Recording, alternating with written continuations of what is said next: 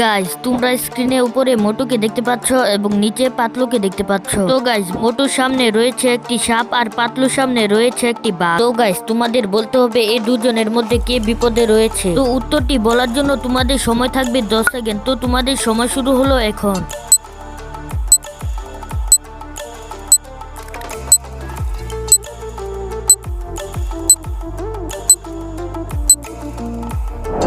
তার আগে গাইস, ভিডিওতে একটি লাইক করে চ্যানেলটিকে সাবস্ক্রাইব করে দাও। আর এই সহজ উত্তরটি যারা ধরতে পেরেছো তারা কমেন্ট করে জানাও। গাইস, তোমরা স্ক্রিনের উপরে মোটুকে দেখতে পাচ্ছ এবং নিচে পাতলুকে দেখতে পাচ্ছ। তো গাইস, মোটুর সামনে রয়েছে একটি সাপ আর পাতলুর সামনে রয়েছে একটি বাঘ। তো গাইস, তোমাদের বলতে হবে এই দুজনের মধ্যে কে বিপদে রয়েছে। তো উত্তরটি বলার জন্য তোমাদের সময় থাকবে 10 সেকেন্ড। তো তোমাদের সময় শুরু হলো এখন।